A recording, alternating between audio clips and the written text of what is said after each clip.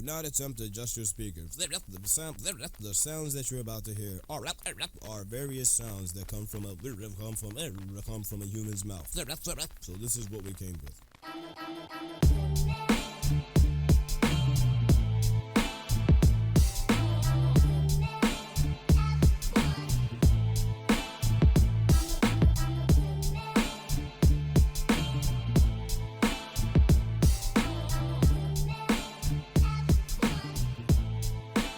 It was Liat and Drew's wedding in Winnipeg, RBC Convention Center. Phenomenal wedding, great wedding, loved it. It was one point because we were talking about. Is that a popular name? No, it's not. I've heard 3 ladies by the name Liat. of Liats in the last year.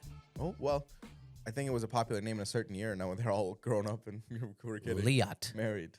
Never heard of it. Right? No. So it was. And we were talking about, it and the groom came up, and there's a thank you speech, and they're doing the thank you speech. It was the funniest thing. Again, keep in mind, it's a Jewish wedding, right? That's the foundation there for you. So he's thanking everybody, and he's like, parents and everything Sorry, else. the fact that you say it like, oh yeah, you guys know a Jewish wedding. You know what happens at a Jewish what? No, it's a Jewish wedding. That's it. That's all you need to know. You don't need to know anything else. Okay, Because they were all wearing silly the hats. fact that he bought it up and he had to apologize was the funny part here. So he's like telling his parents, and Liat's telling, hey, thank you for raising whatever and helping with the wedding. Heartfelt moment. Heartfelt, everything's happening, yes. and then it goes to Drew, and Drew's like, guys, I can't thank you guys enough, and put up with me and my brother's shenanigans all these years, and all the mischiefs we got into, and all the things. So thank you, but Mom, I do have to apologize. It was I regret it now, but at that time I did not. And I don't think you knew this till today. Yes, I indeed did go to a Kanye concert, but it was the old Kanye. So, but now I'm sorry I lied to you about Actually, it. dude, that's crazy. The whole crowd was conflicted. Some of them laughing, some of them like, oh. That's awesome. It was hilarious to me. I the fact that he brought it up and the fact that it was what was happening, it just was so funny to me. So that happened because we were talking about Kanye West and everything else, and so that was what happened. So it was just hilarious. So yeah. But that being said, ladies and gentlemen, welcome to what the heck was that? Well, I wanted to. You took a you took a break, and I was yawning, but I really wanted to beat you to the intro. Oh my God! I ruined it. I'm sorry. Go ahead. Do the intro. With that being said, welcome to episode 38 of the For the Record podcast. My name is Rhoni. And I'm Joseph Rhoni Sims. Thank you for that. Your energy is lackluster, but that's okay. Thanks. I think I did you a solid, and you made me Thanks. sound like Eeyore. You made it sound like me instead of you. That's the point. You have to be like you. What? No, I made it sound like you, so then you have to make me sound like me. And I said Joseph Rhoni Sims. Yeah, like you were dying. You say, I understand what the words. It's the tone. It was the tone. Listen, man, there's only one Joseph Rhoni Sims, and I can't do it. All right, I can't do it. All right. I'm Joseph Rhoni Sims. Welcome to. That's what you sounded like. Joseph Rhoni Sims. Sound like you just got back from the dentist and your mouth is still frozen. You're like just good drool and hang out. Yeah. What's going on? It's Thursday. It's Thursday. We had a busy weekend. Yeah. This past weekend. Yeah. We had like 5 weddings on Saturday. Did we? 4 music ones. Yeah. So yeah. that was a little crazy. We had no video this past weekend, but and then we had morning chapter 3. Chapter 3 was Lake House, and that went well. So here was very different. It was a very lake house vibe, very, very, very calm. And again, the music we had was very chill house too, so it was pretty good. Well, and there's 2 things I from just chatting with the other guys about it. It was very different. One, because the lake. Well, here, let's say 3 things. One, it was cool that our DJs could kind of adapt, do a little more chill. Yeah. That. Second, Carson was up there the night before. Yeah. And he goes, I don't know if people are going to be getting up for morning. They're partying pretty hard this late at night. We're trying to tell you guys to not party late at night without you wanting some coffee in the morning. Isn't that nice? Mm-hmm. Coffee at the lake. But I don't know. They already had their plans. They were already going. And then the other thing that we're trying to figure this out is us, this new generation. We're last minute people. Yeah. Last minute people, and Brandon still being our primary market, aren't just going to last minute drive an hour up to the lake. So I think we're hoping for a little bit of like recurring, like returning customers, if you know what I mean. Well, do we have a lot of returning customers?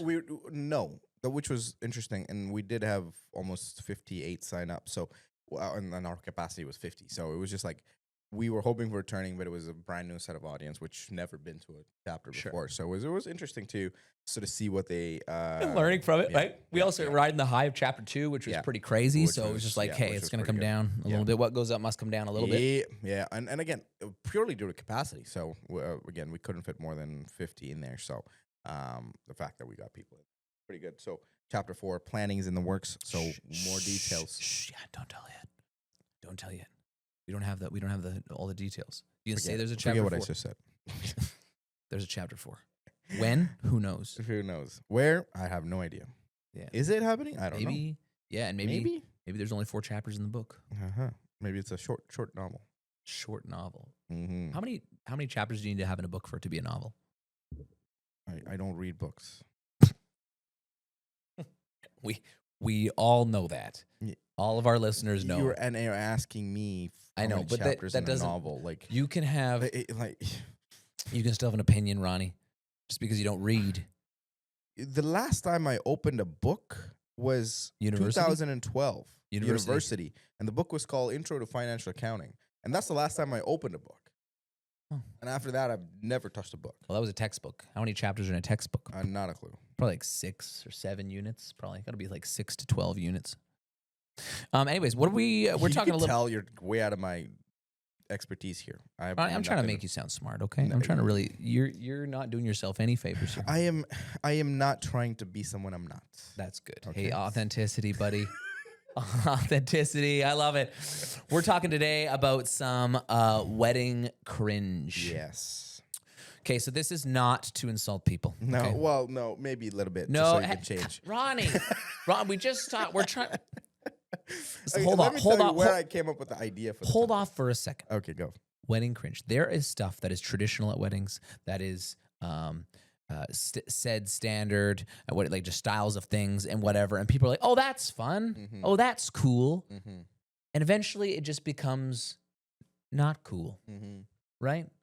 Like you think of like the out like a style, like well that's kind of lame, and then all of a sudden everybody's wearing ooh, and then everyone's like now you're 2 years late on the trend, right? So it kind of feels like that with a lot of wedding things. Yeah. So go ahead. So the way I came up with this was it was more like, okay, can I when I'm listening to stuff at a wedding, and this is preface this by saying we go to a lot of weddings. Most people don't. So I'm a preface that. Yeah. So it just feels maybe repetitive to me. Very repetitive. It feels like you're going for something that people are not getting to, okay? And people are not getting. So here's what's happening. I was at a wedding, and I was like, there's 7 speeches, and this keeps happening one after the other. And the list I have here all happened in one wedding.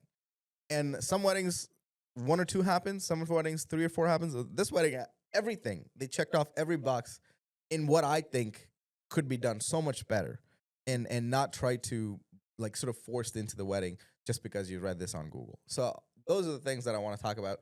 Google is the culprit. Google's the culprit, but also I think you got nervous people trying to make a speech. How to make a best man speech. Yeah. How to do welcome to the family speech. And then they get all these ideas. Like, oh, that's funny. Oh, that's great. This needs to go as a reel too. I was like, I need this to be out there. Okay. So what I'm gonna say is basically what not to do and what not to talk when you're given the mic at a wedding. Okay. What not to say. Yes, and thank you. These thank are you very for correcting short. that. You're trying to make an official reel, and we just talk about how you don't read. What not to talk. What not to talk on mic. The segue on that is crazy. Yeah. It's like, you should cut that into, I don't read. And then, here's what not to say on a microphone. No, you didn't say what not to say. That's what most people who I always say. I'm like, you speak very good English, Rhoni, but occasionally your brown shows, I say. What? What does that mean? Occasionally, there's sometimes you type out email stuff, and I'm like, that's so close, but it just sounds a little bit like English isn't your first language. Okay, this is for you and everybody listening. My mom was visiting my last month, and I barely remembered how to speak to her. I It's barely gone did, the other way? which is blowing my mind. I grew up speaking the language with her, and I barely remembered to form sentences together. It's crazy. And to make sense. And I'm repeating the same thing again and again because in my head, I'm converting what I have to say from English to my language. And I'm just like, what is happening to me? So that happened, just so you know. So now I'm messed up. According to Joey, English is not my first language. My first language is not my first language. What does Rhoni speak? We have no idea. We have no idea. But before I go into it, an ad read. Okay. For me? Yeah. Folks, Trident Music. I've been hanging out here for like 7 years now, and over 7 years, lots has changed, but one thing hasn't changed is our passion for weddings. Folks, you want your wedding day to be special. We want your wedding day to be special. So how about we just make some of that specialness come together and give you the best day of your life, all right? So you got to inquire through either the website, through social media, Trident Event Group, Trident Music, and we will bring the party to you guys, whether that's on the dance floor, whether that's through making you a fantastic wedding film. We're here for it. So photography, photo booth, whatever your wedding needs are, contact us. We'll get in contact with you, and it's just going to be a grand old time. I need How was that? I need Carter to do a That was live. burst. Dude, That was live. That was live. That was live on the spot. Pretty good. Yeah? Pretty good. You just need some little better call to action. Call Like to action. Websites. Oh, they know. Handles. That's my least favorite. I understand like the science of it. You got to do like I know link in bio, or you could give it like a little button for them to click and stuff like that. More things for them to do so they know you're. But people know. People know. Like there's something about being in people's face with advertisement and stuff like that. That in marketing, which is value, but like people know that we do. And we're not that kind of brand. That's true. Makes more sense. Okay. But Trying to be authentic going here. back to what we're doing here today. Trying to be authentic. Good rad read on the spot, by the way. Okay, I will you. tell you that. Okay. He did want that to be done. So there, I said, I'll just drop it at you at a random point. And he said, okay. So here we are. Okay, let's go. For wedding cringe, things that I think people should avoid saying at a toast. All right. Again, am I going to tell you not to say it? No. So is this But all avoid it. speeches based, pretty much? This is all speeches based. Okay? Okay. So first things first. This could be a maid of honor, best man, or a friend Okay. who come up, or parents who come up once they're introduced. As a DJ or as an MC, our job is to say, ladies and gentlemen, Oh, up yes. next to give a toast to the groom. Please help me welcome your Aid. best man, Mark Phillip. And you come up, everybody's clapping. You come up, and then you go, all right. For those who don't know me, my name is Mark.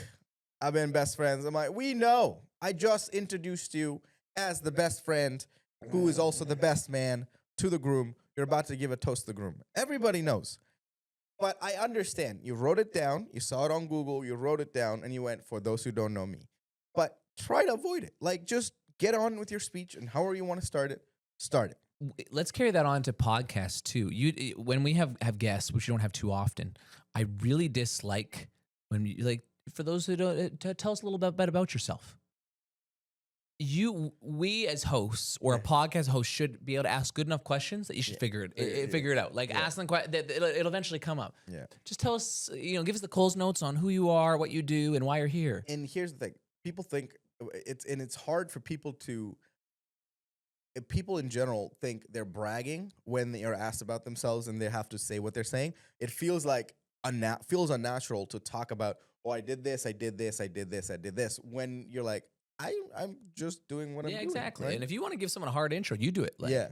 So this person is this, and then here we are. Ladies and gentlemen, welcome. It makes more different sense. Exactly. Because you've done the intro. Now you're just having a You're conversation. MC, you're MCing, and you're trying to hype people up. Like, And same when I'm idea. doing that, I'm like introducing, sitting in this chair next to me, the 2023 best young business person of the year. Tell us a little bit about yourself. And I just, and What? like, I hype you up. You do all this list off their credentials, bam, then they go. And now they're just going to go, for those of you who don't know me, Yeah. No. This applies, again, a ton of it's also a speaking thing, but it applies everywhere. So, first point, do not go for those who don't know me. And this Don't do it. applies to anybody.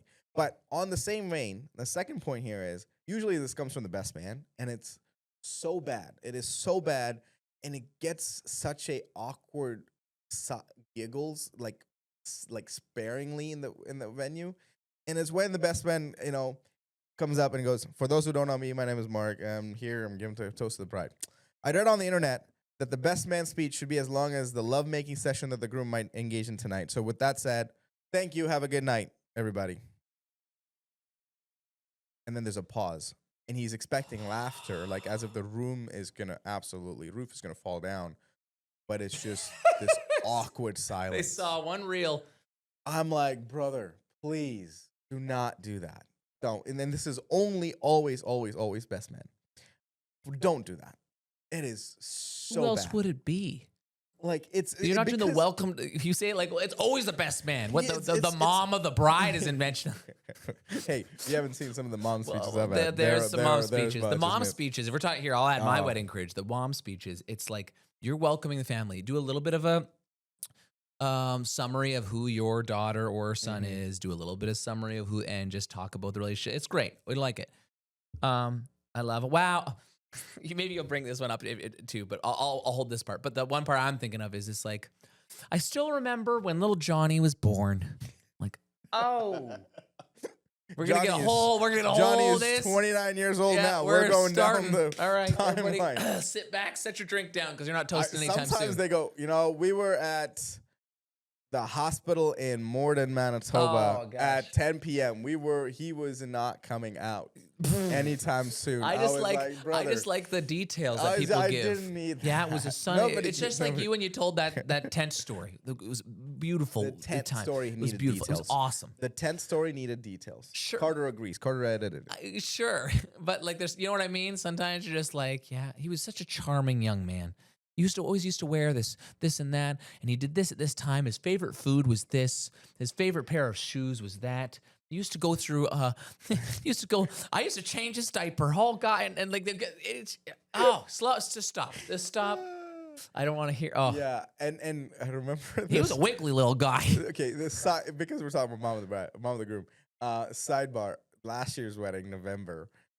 The mom is Japanese, dad's Canadian, and again Jesse was mixed kid, right? So so mom is starting to talk. Yep. And she's got a few sakis in her at that point. Okay. She forgot that she said the story. She started off with, Jesse loves playing pickleball, but he tore his Achilles playing pickleball, and I keep making fun of him. Like, you're not even that old, but you tore your Achilles playing pickleball, and everybody laughed the first time.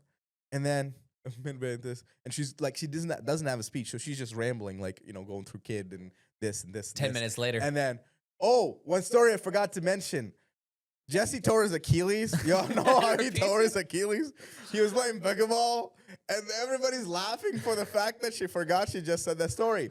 And then, and then she talks for another 10 minutes, and she goes, I think I've said enough.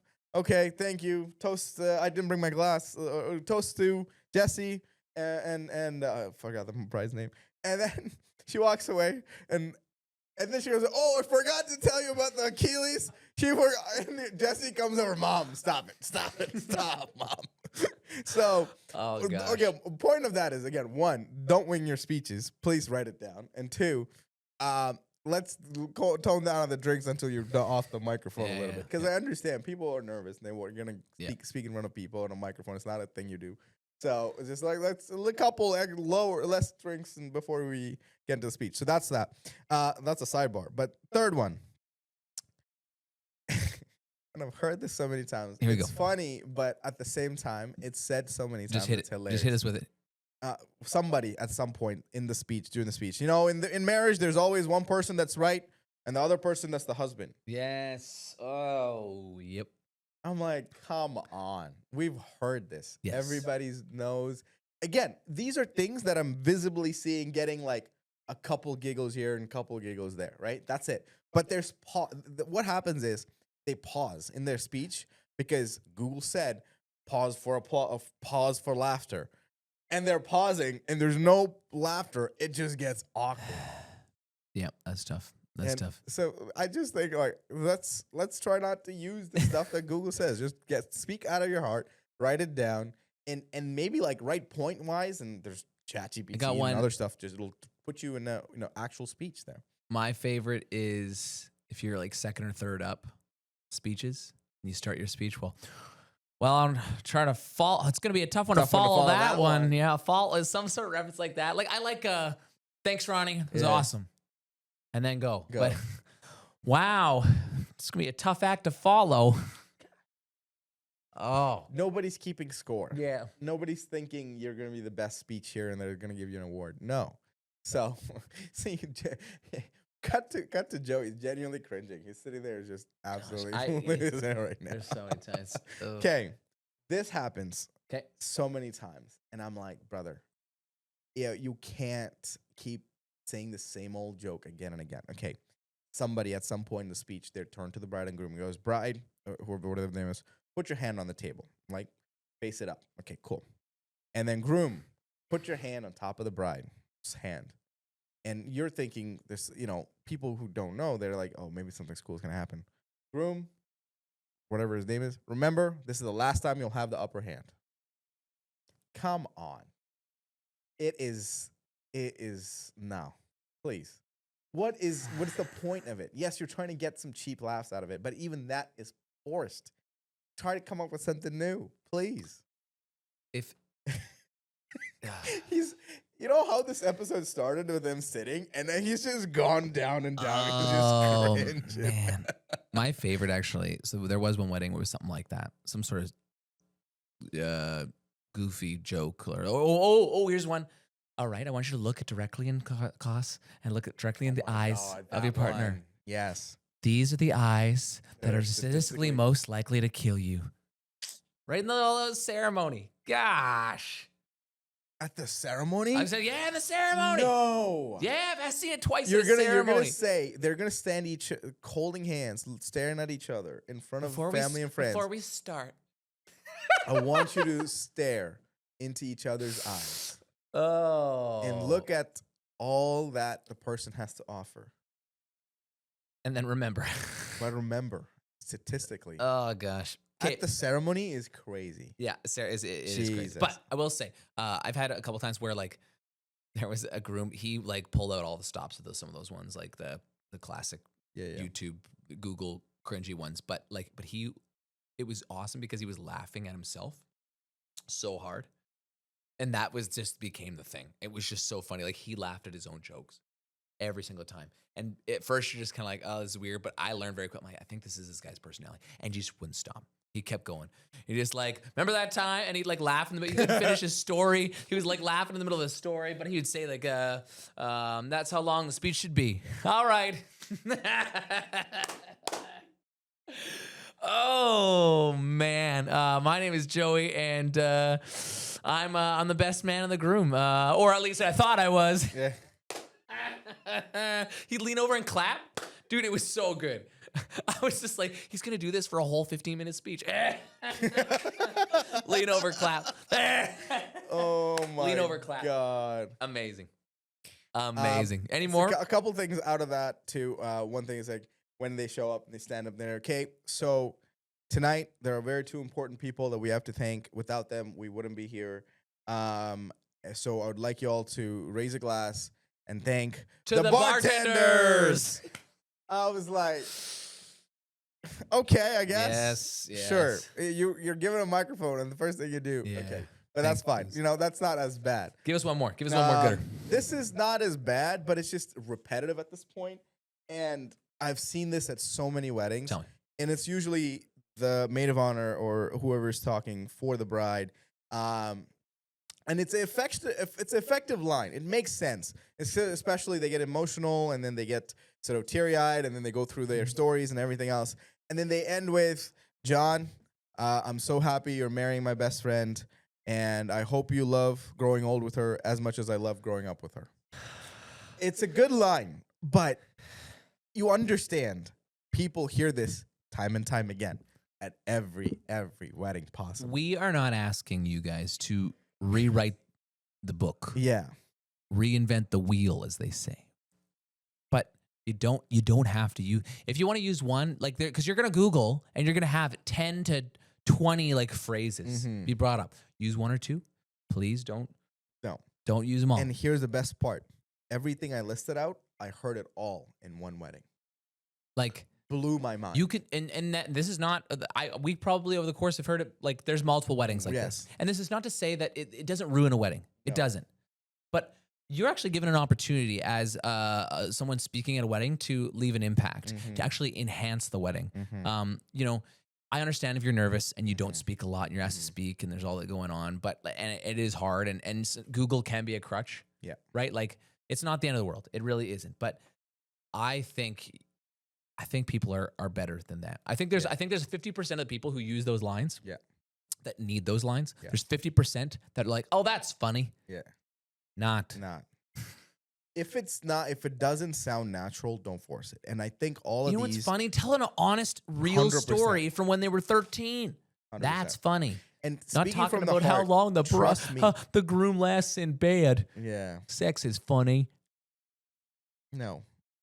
And the thing is, talking from the heart lands so much better than just, copying these funny phrases that sound funny to you at the moment. Because imagine you're the first time, this might be the first time you're giving a speech. So you think it's hilarious, but you have to understand people who are there, you got to play the audience. They've been to many weddings. They've sat there with many speeches. They know what is being expected. So just forget the crutches and then just start writing bullet points of stories you experienced with the person and you saw the person go through, and then add your personality a little bit. And let's not sort of try to lean on the jokes more, lean on the stories more. And the stories, if they're funnier, they automatically land much better. So, those are things that Wedding Cringe Toast Edition, I guess, if you will, that I think that really could have a much better impact if you try to be more authentic to who you are and what the story is and what you're trying to say at the moment that you're given the microphone. So I like it. Yeah. So that is the episode 38. 38. I know you've been waiting for this. Last episode I unveiled that I don't want to keep disrespecting coffee. Oh, no. Really, it's a lot of time. Oh, holy smokes, 20 seconds? We're done? What? Why the heck would you do this? I have a whole 5-minute spiel here. Reset. Are you kidding me? Why would you do that? You knew. Producer Carter, you knew I had a big thing. That's fine. Okay, that's fine. Gosh, I had a whole thing. I unveiled last episode. They've been all watching for this moment. I am tired of disrespecting coffee. I'm running out of things, but also it's just kind of derogatory, right? Oh, yeah. It's one of my favorite beverages of all time. I'm not going to keep slandering it. Okay. But what I am going to slander. At the close to our end of 1 year podcast. Yeah, but now we're starting. We're starting with something new. I'm going to start drink. slandering something different. Okay. We're starting to slander alcohol. Oh. Unique names for alcohol. Oh, my God. We're going to start with a classic. Different names for alcohol. We're going to start with a classic. Booze. Boozing? Boozer? Booze. There's so many variations to booze. It's a classic. That's a classic. Booze as a different name to alcohol is world renowned. It's world renowned. Exactly. We're gonna have. There's some good ones. I think you're gonna be a lot more familiar with these ones, which is good. I think there's a ton. There's a ton, and it's not. I went with hot brown with coffee. I don't think we're gonna get too crazy. I think we can get. We could probably get crazy, but there's a lot more good ones. All right. Enjoy your day. Episode 38 is a wrap.